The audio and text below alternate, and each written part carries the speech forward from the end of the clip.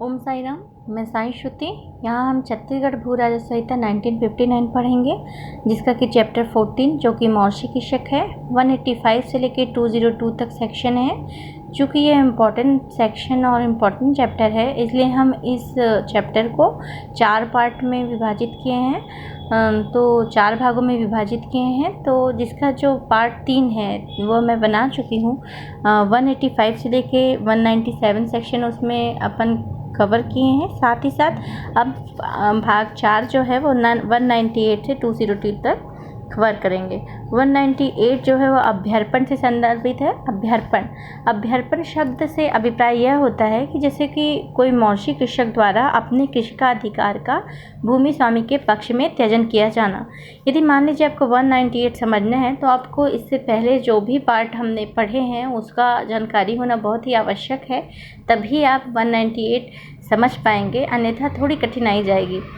देखिए 198 में अभ्यर्पण है।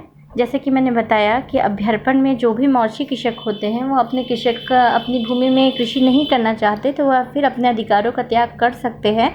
और वह अपने अधिकारों का त्याग करने की विधि में एक प्रक्रिया बताई गई है 198 सेक्शन में। उसी के ही आधारों पर वह अपने अधिकारों का अभ्यर्पण करेंगे। तो यहाँ पे यह बताया गया है कि जो भी कोई मौर्षि कृषक अपने अधिकारों का त्याग करना चाहता है, अभ्यर्पण करना चाहता है, वह 30 दिनों की कोई भी आगामी कृषि वर्ष के प्रारंभ होने के कम से कम 30 दिन पूर्व भूमि स्वामी के पक्ष में रजिस्ट्रीकृत लिखत द्वारा अभ्यर्पित करेगा। आपको ये जानना आवश्यक है कि अभ्यर्पण का जो कार्य है वह रजिस्ट्रीकृत लिखत द्वारा ही किया जाएगा। और भारतीय स्टाम्प अधिनियम 1899 और भारतीय रजिस्ट्रीकरण अधिनियम 1908 में के तहत जो भी प्रभार्य शुल्क, जो स्टाम्प शुल्क या रजिस्ट्रीकरण का जो फीस रहता है उसके भुगतान से इस सेक्शन के तहत मौर्षि कृषक को छूट होगी। जैसे कि 198 का जो उपधारा 3 है वो कहती है कि जो भूमि स्वामी भूमि का जो कब्जा 189 के अधीन अपने पुनर्ग्रहण के अधिकार की सीमा तक ही लेने का अधिकारी होगा। जब आप 189 सेक्शन पढ़ेंगे तो वहाँ 25 एकड़ से अधिक नहीं, कम अगर भूमि स्वामी के पास भूमि बचती है तब वह पुनर्ग्रहण लेने का अधिकार रखता है, ये बताया गया है। तो आप इस चीज़ को अच्छे से डिटेल में पढ़ने के लिए आप 189 सेक्शन को पढ़ लीजिएगा।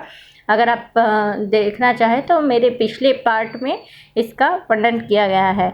और साथ ही साथ अगर मान लो उस एकड़ से अधिक भूमि है तो फिर ऐसी अतिरिक्त भूमि को राज्य शासन अपने में अंतर्निहित कर लेगी और राज्य सरकार में ऐसी भूमि निहित हो जाएगी और भूमि स्वामी को ऐसी अतिरिक्त भूमि के लिए राज्य शासन प्रतिकर देगी, जो कि जिसका निर्धारण धारा 188 के अधीन देय लगान के दुगुने के बराबर होगा।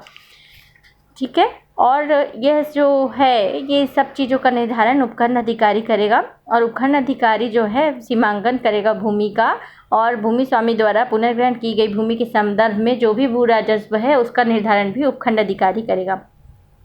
199 रसीद के संदर्भ में है।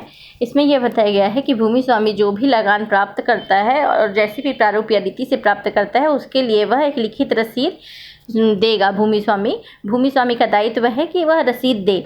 और यदि सेक्शन 200 बताती है कि यदि मान लीजिए कोई भी भूमि स्वामी 199 के अधीन रसीद नहीं देता है तो 200 सेक्शन में उनके शास्ति का प्रावधान दिया गया है।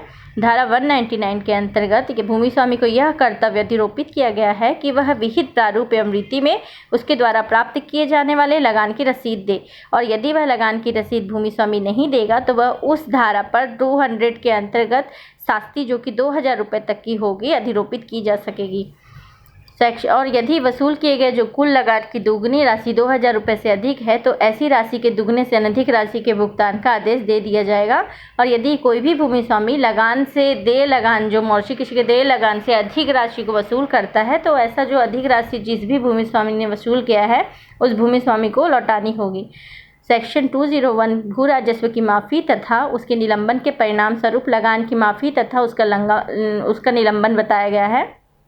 इस सेक्शन में आपको सिर्फ यह ध्यान रखना है कि कौन सा राजस्व अधिकारी ऐसा करने की शक्ति प्राप्त है किस राजस्व अधिकारी को। तो आप यह जान लीजिए कि धारा 201 के तहत कलेक्टर को भू लगान की माफ़ी एवं निलंबन की शक्तियाँ प्राप्त है। और ऐसी माफ़ी या निलंबन का जो आदेश है वह कलेक्टर विशेष या साधारण आदेश के द्वारा दे सकता है। यदि आप किसी भी विधि की परीक्षा की तैयारी कर रहे हैं या कॉम्पिटिशन एग्ज़ाम की तैयारी कर रहे हैं, तो आप ये जानें कि आप जब भी 201 सेक्शन पढ़ें तो इसके साथ 201 सेक्शन के साथ साथ आप 144 सेक्शन पढ़ सकते हैं। और 144 में फसलों में काटे जाने पे छूट राज्य सरकार के संदर्भ में बताया गया है। 161 भू राजस्व की माफ़ी के संदर्भ में बताया गया है। तो ये तीनों सेक्शन एक जैसे हैं, तो इस कंटेंट को एक साथ पढ़ने में आसानी होगी और याद रखना भी सरल होगा।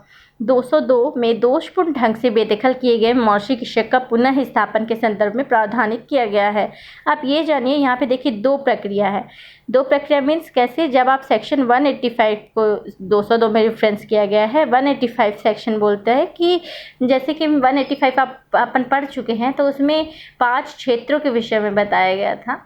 तो उन क्षेत्रों को और 12 वर्ग के उप कृषकों का भी बात किया गया था। तो उन सारे के सारे जो कृषक हैं, जो इस छत्तीसगढ़ भू राजस्व संहिता के पहले उन क्षेत्रों के कृषक थे और उसके अंतर्गत जो कृषक थे, उन्हें मौर्षि कृषक का दर्जा प्रदान किया गया था। और भी आपको डिटेल में पढ़ना है तो 185 सेक्शन आप पढ़ेंगे।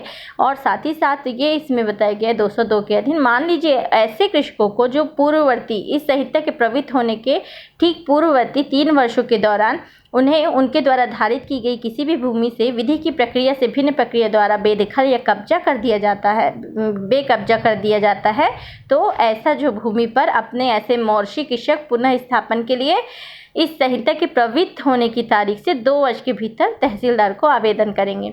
ये तो पहली कैटेगरी था। और दूसरी कैटेगरी ये बता रहा है कि मान लो कोई वर्तमान की स्थिति में कोई मौर्षि कृषक को भी बेकब्जा कर दिया जाता है विधि के सम्यक अनुक्रम के अलावा, तो ऐसा मौर्षि कृषक 2 वर्ष के भीतर तहसीलदार को आवेदन कर सकता है। फिर तहसीलदार जो है ऐसे दावों के लिए जांच और आवेदनों को विनिश्चित करेगा। और उसके बाद यदि तहसीलदार को लगता है कि वाकई में किसी भी मौर्षि कृषक को बेकब्जा किया गया है दोषपूर्ण ढंग से, तो वह उन्हें कब्जा प्रदान करवाएगा और प्रतिकर दिलवाएगा। 202 को आप 250 के साथ पढ़ेंगे तो ज़्यादा सरलता होगा। यदि आपको मेरा ऑडियो अच्छा लगे तो लाइक कीजिए, सब्सक्राइब कीजिए, शेयर कीजिए। Thank you. ओम साई राम।